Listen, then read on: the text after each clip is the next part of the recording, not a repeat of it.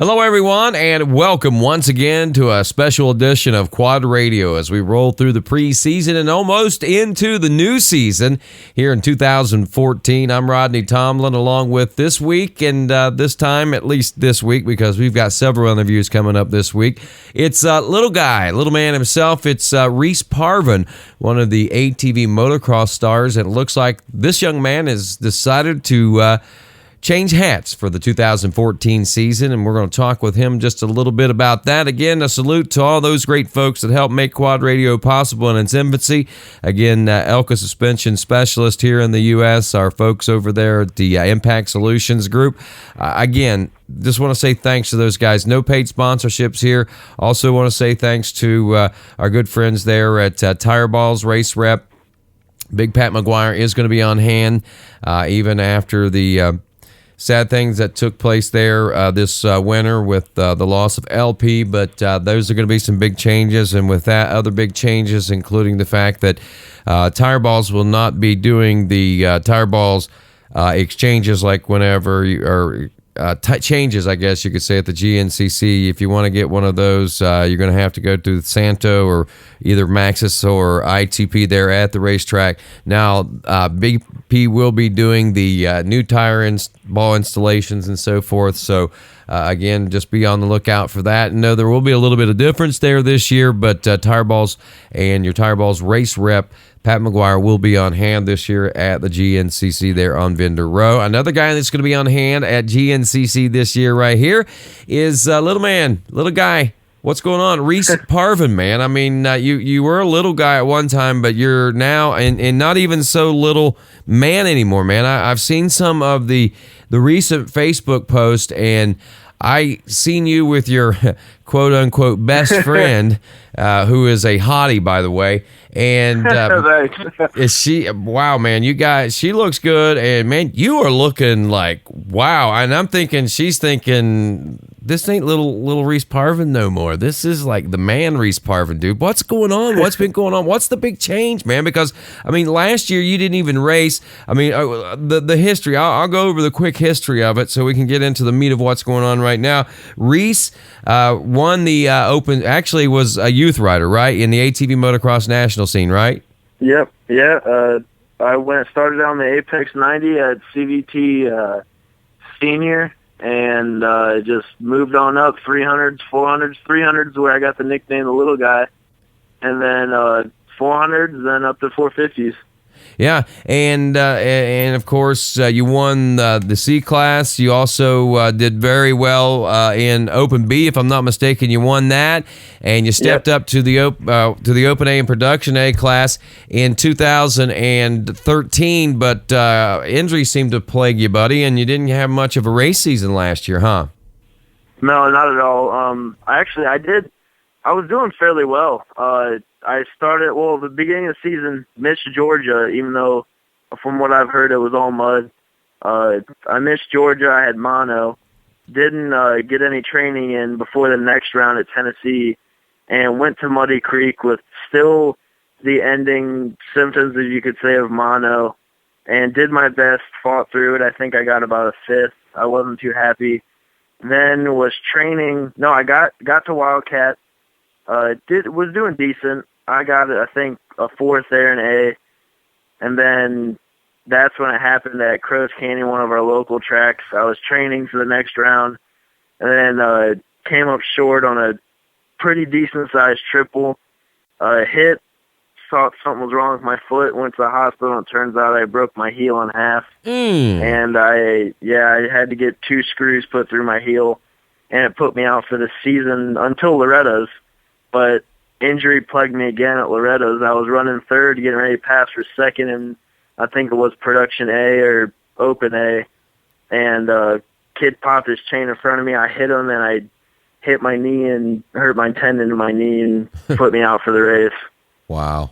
So not much of a great year as far as the racing for 2013. I mean, all in all, though, I mean, I think you came out of it healthy and strong. I know that little bumps and bruises there at the end, but looking, like I said, at what's been going on as of recently, man, I mean, you've gone from just this little guy running around to this Adonis, man. I mean, you're looking good, dude. Thanks. I've been going to the gym as much as I possibly can because I know how hard this GNCC is. It ain't no slouch. Just been hitting it as much as I can, riding even in the snow. Really? Ride, get as much seat time, get as much gym time as I can. Now tell me what prompted this change, man. I mean, because you have excelled a lot at ATV motocross. Was it the injury, or was it the idea that, it might be a little cheaper in the long run and I can still stay out there and do a little bit of both, maybe? It was more of I like motocross. I have a bunch of friends in there. I will still race motocross. You will see me at least 2 of the rounds racing A-class. Definitely you'll see me at Briarcliff. But I don't know. I grew up in the woods. It's kind of a mystery, actually, to where I started motocross. It's a little fuzzy for me to remember. But I love motocross. I always will. And I just decided, you know what, it's time to won 2 championships, won the national titles in motocross, and I said, what the heck, I might as well go try to do it in GNCC and go try my luck. And I understand that you've been hanging with some of the top GNCC riders also this weekend at Ram Jam or something like that? Yeah, I went to the gym, and luckily enough, when I started going to the gym, Pro-Am rider, I think it's in GNCC, it's called XC2, right? Yeah. Yeah, XC2 top rider Josh Merritt was at the gym, and I'm good friends with him, and got with his training program, and just been riding as much as I can with him. Rode this past weekend, Sunday, with him at Ram Jam, and just go to the gym with him as much as I can. I figure you got to ride and train with the best to be the best. Yeah, and he is one of the best to be training with. There's no doubt about it, man. That's awesome, man. I mean, so it sounds like he's kind of like ushered you in and said, come on, man, welcome to the GNCC Racing Nation now, huh? Oh, yeah, he's definitely giving me a little taste of it. Basically giving me lectures on don't be a motocross rider on a GNCC track and tire yourself out, stuff like that. Right. Now, has he been doing some motocross? Has he? Yeah. No, I mean, when we go to indoor track, it's just motocross.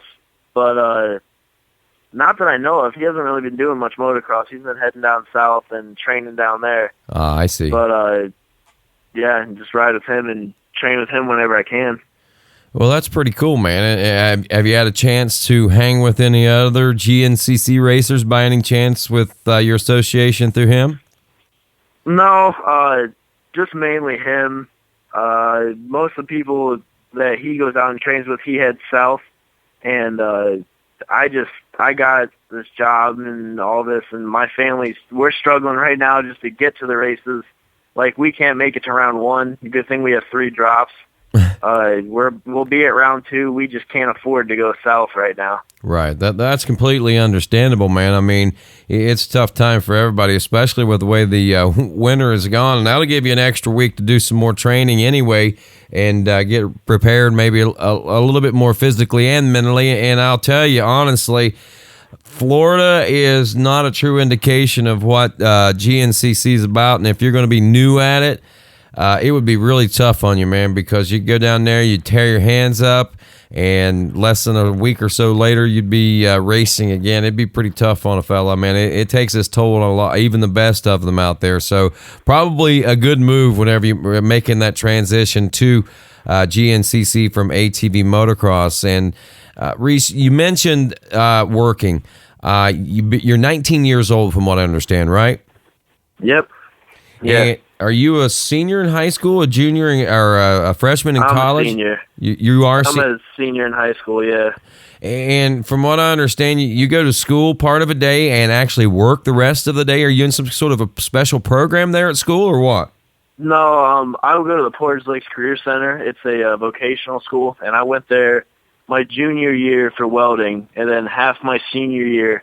What happens is you have your core classes like math, science, history, and then I got business, and You take those until about 10:40, then you go to your welding class. Well, I got a welding job, and they let you out of school at 10:40, and then so I go to school from 7:45 to 10:40, and then at 11:30, I start my job at ANC Welding, which has, thank God, they've been helping me out a lot, and they let me off for racing. But I work from 11:30 to 8 or 8:30 at night, and then come home. You're kidding me, man. No, it's. That I mean, you gotta get the money to race. It's just I'm willing to lose sleep, lose energy just to race. It's once you do it, you're not gonna stop. It's in my blood, and I love racing. I love the atmosphere. I love the competitiveness. It's so much fun. And I imagine that there's probably a whole new edge to it and a whole new life to it right now with the unfamiliarity with GNCC, I suppose, right? Yeah, I've been watching just as many videos and training things as I can of Borage, McGill, Fowler, all of them, and just trying to see what they do. I'm trying to get it burning in my brain too. It's not like motocross. You can't win on the first lap. You can't just get the start and give it 100%. I just need to focus on getting a decent start and then keep your energy until the last lap and then pour it all on the last lap. You know, I imagine a lot of people are probably sitting and would be thinking along the fact, we got an ATV motocross guy that thinks he's going to be coming over here and he's going to be excelling in the woods division. He could have another thing coming. He might be biting off more than he can chew. But again, reiterating the fact that you said you grew up in the woods, so even though you never necessarily raced a GNCC, you don't necessarily know fully what to expect. You know what the woods are like, and I'm sure you've pushed it out there being a thrill seeker on the motocross track. You're going to want to try to get some speed out in the woods, I'm sure. Yeah, you could probably recall in motocross, I've never been too keen of smooth, flowing tracks. The woods, like, I want to say the woods rider inside of me from when I was a little kid loves rough, rutted, even mud slop tracks. I love it. It's so much fun, and that's where I excelled, even on the motocross track, with those rough, sloppy tracks. And actually, when I grew up riding in the woods, I started out on an LT80, moved up to 300 and then a 400, and then that's when I got into motocross and went all the way back down to a 90cc automatic Apex. Oh, wow. Big transitions going on there then, huh? Yeah. Well, that's pretty neat, man. And like you said, you don't even know how you got into motocross. You don't know how that bug got bit in you. I know when I was on the LT80, I went to a Summit Indoors, a little indoor event that goes on around us. And first race ever, me and one of my old best friends, Ryan Kennedy, he was on a TRX-90 and I was on an LT80. We went to Summit Indoors and we figured, what the heck? Our dad signed us up for it. We went, and out of, I think it was 9 riders, I ended up getting about third. Wow. And I liked it. And then for a couple of years, we took a break. Like I said, I moved up to that 400, just joy riding in the woods with my dad. And then just something inside of me, bug came up and bit me and was like, hey, you need to get back over to motocross. So we sold the 400.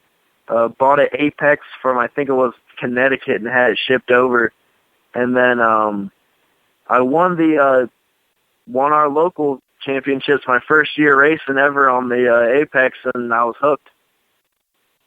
That's pretty cool. And what's cool, man, I mean, too, is the fact that your local series there in Northeast Ohio is actually a pretty big hotbed as far as ATV and the youth market was concerned and is concerned, I guess, huh? Yeah, we have. I'm honestly surprised. I just thought about it the other day. Actually, we have a ton of super talented riders over here. You got Tyler Hamrick, Tim Detling, Scotty Vetri, Josh Upperman's over here. We got just so many people. Dan Hoisington. There's so many people over here. And, one of my good friends, Ty Templeton, the upcoming rookie that's coming up. Yeah. He's they're all good friends. Yeah, and we've also got, from what I understand, Briarcliff, one of the ATV Motocross Nationals, I think that's on the schedule this year, is up in that neck of the woods, right? Yeah, that's the one I'll be definitely 100% racing Briarcliff. It's one of the nationals on the circuit this year. I'll have full motocross setup, and you'll be happy to know I'm bringing the cow back. So yeah, I was going to talk to you about that here in just a moment. There was a couple of things that I did want to talk to you about. Since you bring it up, a Holstein pattern. Anybody that's familiar with that's a milk cow. Black and white cow with the spots and things like that. That's been a favored graphic of mine, and I think that Reese ran, and I think it's probably been one of your favorite graphics too, has it not? Oh, it's I asked my mom about that, about where we came up with this idea of running the cow. Where I came into C class and I'm thinking, you know what, I'm just going to run cow. Hetrick on his 400 ran the zebra. Why not run cow spots? And so I just figured. I think it was I was getting older, and I heard something about the cow jumped over the moon, like that old story. Right. And I'm like, you know what? I'm gonna make a flying cow. And so from then on until I was on Can-Ams, I had white Hondas that had cow graphics. That's pretty cool, man. That's just amazing, man. And it's pretty neat, and I'm glad to see that you're bringing them back now. Speaking of bringing them back and transitioning over to the woods side of things and woods racing, have you had a chance to look at your competition? Do you know who you're going to be racing against there in the GNCC and what you're going to be looking out for, and who you're going to be wanting to key off of and things like that? I am going in totally blind as a bat going in to the second round, because my whole mindset is I don't want to go look at the competition and think to myself, all right, I can keep up with this kid. I like to go in and not know a single one of them and think, why are any of them better than me?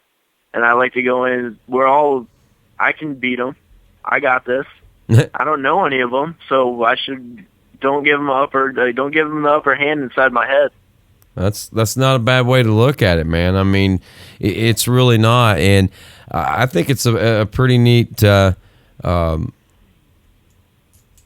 move that you've made, Reese. I mean, sometimes you see guys try to cross over. I know we saw Duck do it last year. We see there's actually Wesley Wolf. I mean, he's excelling in both sports as well right now. I mean, I'm sure those are the kind of guys that kind of probably got you looking at it a little bit, huh? Yeah, I saw, from what I heard, Duck Lloyd was excelling in it, and I'm decent friends with Duck. I'd see him at the tracks and talk to him a bunch, and I asked him a couple questions about the Grand National Cross Country Series, and it kind of started favoring towards it, and started taking a like to it, actually. Wow, man. And I think it's great, and I think it'll be good to see you doing both of them, and I can't wait to see how things go for you and how things fare for you. No matter what, I just say, keep your head up and keep going if you're winning, or if you're trailing, back second, third, fifth, 10th, 12th, 15th, whatever the case may be, man. Just keep going, because I think you're going to find a home there. You've got the right personality for it. There's no doubt in my mind. I think you're going to find quickly that, you're going into this not knowing anyone, but quickly you're going to make a lot of friends in those classes and in your class, and you're going to find a home real fast. It's a great place to be. There's no doubt. I'm not taking anything away from ATV Motocross, because it's a great home as well. I split my time up between the two. I love them both, and I just think it's good to see the crossover as well. Yeah, thank you. That's hopefully I'll go to more motocross, and I can help you. Do a little guest announcing. There you go. I can always use the help. There's no doubt, man. And having that color commentary that you could bring to it would be a great thing also. But Reese, I just want to say thanks for being on hand with me tonight and being so patient.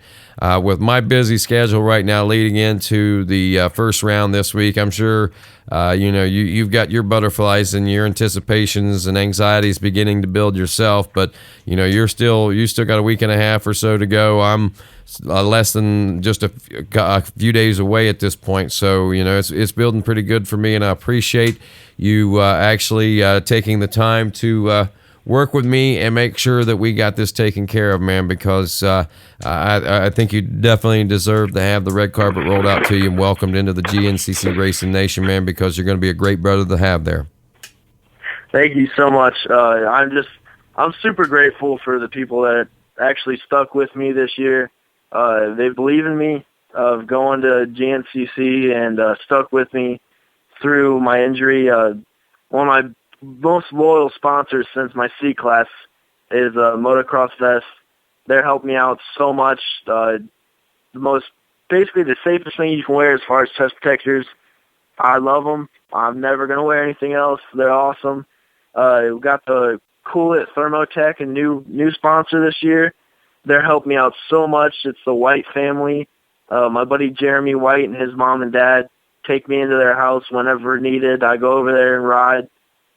They got a bunch of acres, and they feed me, keep me well slept. They're awesome over there. Just everyone. Got Tim Detling. He helps me out with my engines. Josh Merritt, the Merritt family, for helping me out as much as they can. I got AC Welding, my work. They're letting me off for basically whenever I need racing. They're letting me off. And another really important one that's helped me out through the years is the Quad Radio. Appreciate you guys that. have helped me out. You've helped me out a bunch, man. And man, just my family, anyone that has ever helped me. Thank you guys so much for helping. Well, man, I appreciate you mentioning Quad Radio, and I know last year we were a little dark, but that was due to some personal things going on in my life. We got those all worked out, and Quad Radio's coming back, and maybe we're all going to come back with a vengeance and really get this ATV Racing Nation all together, ATV Motocross, GNCC, the boys up in the Northeast, the guys out west, the guys down in Texas, and the Southeast quads, and all those guys. We're going to get everybody united, man. We're going to bring this ATV racing world to the forefront, hopefully, man, and hopefully that's we can what all, it needs. Yeah, it does, man. And I know Kenny Hill's excited about it. I'm excited about it. There's a lot of excitement going on right now, and I think it takes the excitement that's been building and that is really starting to build right now in order to make this thing grow, and I can't wait. Now, one other thing that I got to ask, I know the number 50 is the number that you run in motocross. I know national numbers and picking reserve numbers and things like that. It was probably hard to get the number 50. So what number will Ries Parvin be sporting in the Grand National Cross Country Series? I'm betting on, I want to keep 50. If I cannot keep 50, it's probably going to be an alteration of the number 50. It's going to be 550, 150, something with 50. It's been my number my whole life, and that's never going to change. Yeah. Well, I'll one more thing. Sorry, Uh-huh. I forgot to thank Dynamite ATV and Tiger Racing. They're helping me out this year too, and big thanks to them. Hey, man, not a problem, not a problem. I know the 50 number will be hard to get. That's one of those top 100 national earn numbers, and the chances of somebody not reserving that one are going to be pretty slim, I think. Yeah. but good luck. I mean, can we pick 4-digit numbers? I don't think we're there yet, man. I mean, I know the boys up in Wino are doing that, but we're still in the you're wanting to go 50-50, aren't you? Definitely. That's not a bad idea. Reese, thanks again for the chuckles, the laughs, and the information, man. I can't wait to see how Georgia treats you once we get rolling in there for you. And again, we'll be watching you run which A class is it again?